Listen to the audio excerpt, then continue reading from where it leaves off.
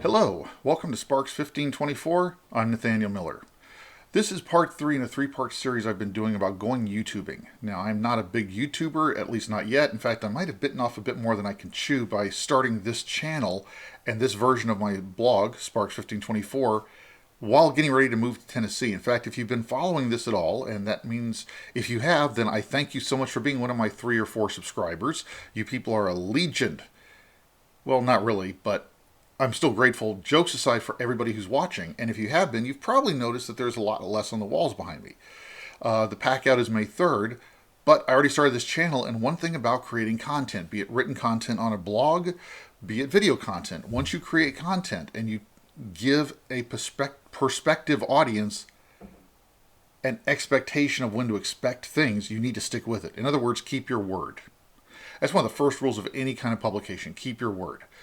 But I'm doing this one extemporaneously because I do want to show it is a viable means of communicating with your audience if it's the right tool for the job.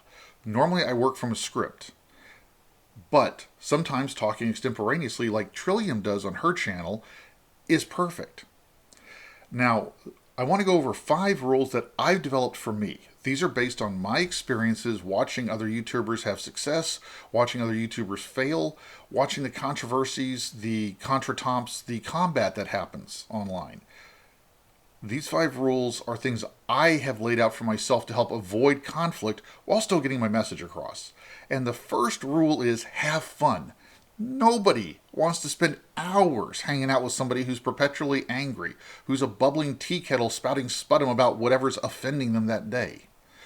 We're all human beings. There are things that offend us all the time, but unless something affects you personally, is there a reason to spout off about it? Maybe, maybe not. That is up to you, but be careful about it. People are attracted to creators who have fun. We hang out with people who have fun. We attend movies to see actors that seem like they're having fun. So have fun doing this. It'll attract people to you. And the more you have fun, then those few moments where you do get serious will carry greater weight because people will understand, based on the context of all your broadcasts, that this is something very serious. So have fun and don't delve into the depths of despair all the time if you want followers. Rule number 2 is to keep it targeted and concise. Another reason I like using a script most of the time is because I can keep myself kind of short and to the point. Verbally, I am a very verbose purveyor of words. In other words, I talk a lot. I'm a Southern boy. It happens. If I use a script, I stay more on target. Now, sometimes, though, going extemporaneous works because it's a little more lively, it's a little more relaxed, a little more conversational. Depending on the video, that could be the right tool for the right job. But keep it concise. One of the biggest rules I will tell people, one of the biggest pieces of advice I will give people who write to me on my column, usually in the context about the fact that my entries on my blog are so short, so easy to read, is that's a basic tool of journalism, I will tell them. Keep it concise. Keep each entry really to 1 point, maybe 2, but really 1 point, and keep it short. Analyze your own YouTube experience. For me personally, my limit for videos is 10 to 12 minutes, unless I'm actually watching a live cast. I don't like long videos because usually if I'm on YouTube, it's a quick break because I want to just take a break from my work. I just want to catch up on some volcanology, some pop culture commentary, just something short and then move on with my day. So keep it short and concise. We live in a culture right now that is riven with very toxic political, cultural discourse. A lot of this is driven because people find it easier to attack people than address issues. But if you want to be above the fray, not necessarily avoid it, but be above the fray, if you want to be better, stick to the issues and the actions. If you need to criticize somebody, stick to the issues, stick to their actions. Do not attack their humanity. As soon as you attack somebody's humanity, you have just given permission for everybody in the world who doesn't like you to attack your humanity. When we get to rule number 5 about negative reactions, we're going to talk about this more because it will happen inevitably, no matter what. But by not giving into ad hominem attacks yourself, ad hominem attacks being personal attacks, you will not open yourself up in the sense of giving permission for people to go after you personally. Politics and religion must be addressed carefully, gracefully, and very humbly. Not just because we do live in a toxic culture where things like Twitter and the mobs on Twitter can just blow up and try and destroy anybody. Politics and religion are the core of how many people identify themselves. As soon as you address those core issues, it's very easy for people to become offended because you're touching something very close to them. So if you address politics, religion, those kind of things, be humble, be graceful, be very respectful, and be careful. Doesn't mean you shouldn't do it. They're part of our lives. But be humble about it. And finally, the last one is negative reactions. Somebody is not going to like your work, no matter how good you are. Somebody will just think that they'll look at it and say, that's a great effort and I can't stand it. I have that reaction a lot. Adam Sandler movies, for example. The Adam Sandler movies that I like slay me. I'm rolling on the floor laughing. Waterboy is the classic example. Adam Sandler movies I don't like, I can look at the film, I can watch the film, and I can tell you straight up, he put a lot of work in that film. And you know what? He put a lot of work, I respect the effort, I can't stand the film. It happens. I put a lot of work into my writing. People don't like it. But there's two types of reactions, and you've got to be able to deal with both. The first one is the constructive criticism. Some people are not very graceful, but they're trying to be good people. They're trying to act in good faith and give you feedback. They may come across with all the subtlety of a hand grenade in a barrel of oatmeal, but do your best to step back emotionally for just a minute. Look at the message apart from the messenger. This kind of leads into something that has been lost in our internet culture, and that is don't react immediately. Unless somebody is threatening physical violence to you, someone you love, or some other group of people, if you see a threat of physical violence, call the authorities immediately, of course. But if it's just a negative comment, don't respond immediately. Step back, let your own emotions cool. They may actually be giving you good information. They just may not be very good at communicating it. The other type is the troll, the person who is out to just hurt you because they enjoy hurting people. When I was a little boy, we called people like that bullies.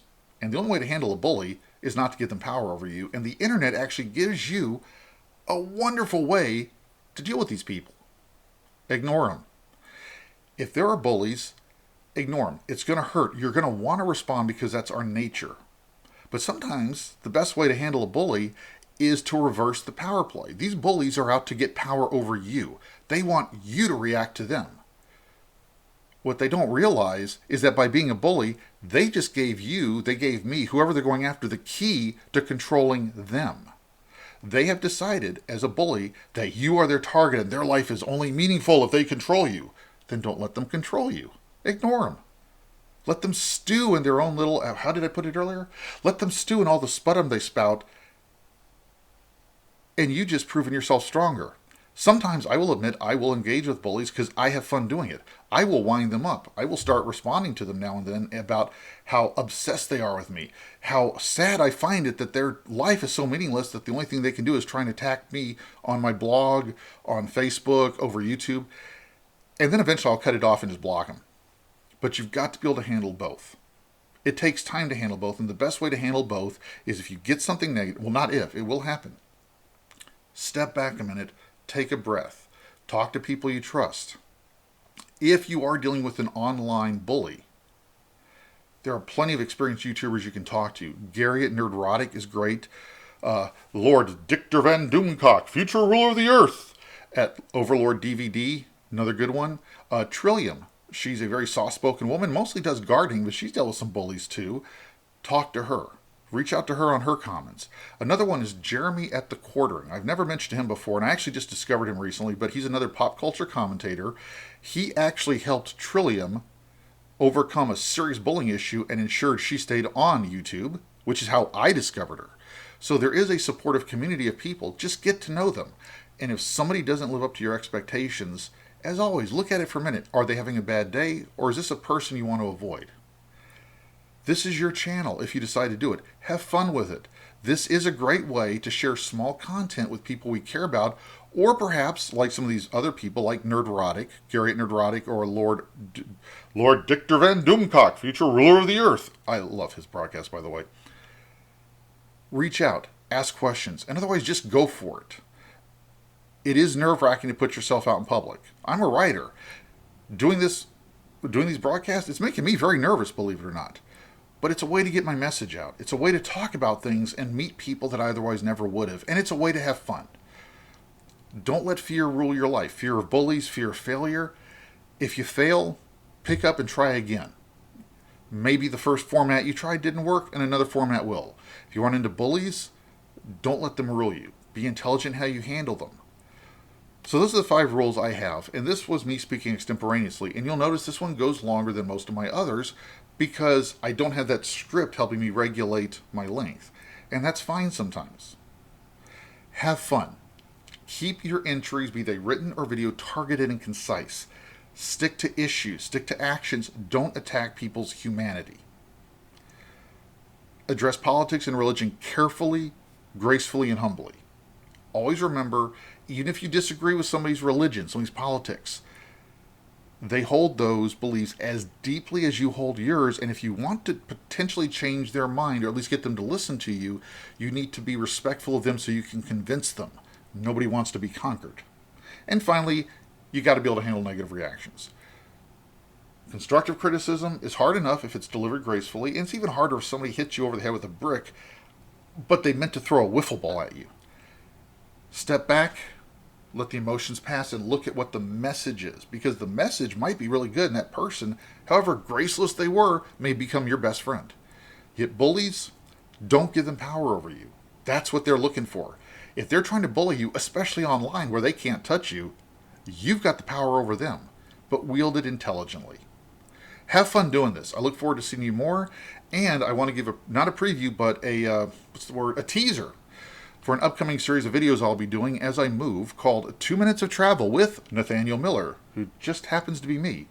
I will be on the road, but I'll be leaving Washington State right at the beginning of May, right around May 7th, May 8th, but I'll be on the road about 8 weeks total. I won't be hitting Tennessee till early or mid-July. I will be settled, though, by August. I have a teenage daughter who I am looking forward to doing many things with now that my employment situation has allowed me the freedom to get over there and get closer to her again. But I'm going to take a bit of a road trip because I have been sitting here by myself in my house in Washington State for over a year during the pandemic. We've all done what we had to do to survive. Well, things have opened up a little bit and I can travel safely now, so I'm going to do it. And as I go to these places, I will take you with me. These will be 2-minute segments, and I will look forward to debuting them in probably by May 15th. Thank you for your time. If you liked what you heard, please hit the subscribe button. Please hit the like button. Those do help me. I will be ecstatic when I get a 6th follower on this channel. Awesome. I take everyone seriously because you're giving me your time, and I appreciate it. If you're interested in any of the people I mentioned, Gary at Nerdrotic, Lord Vic, I always say Victor, but it's not. Lord Dictor Van Doomcock, the future ruler of the earth at Overlord DVD, Trillium, and Jeremy at the Quartering. Their pages are linked in the description below. The column on my blog that this discusses is also linked below. Please take a look at my written blog. And a final plug, my second novel, The Norfolk Murders, comes out on Amazon April 20th. It will be available as an ebook or a paperback, and it is the sequel to Proud Lion, which came out last year. Thank you for your time.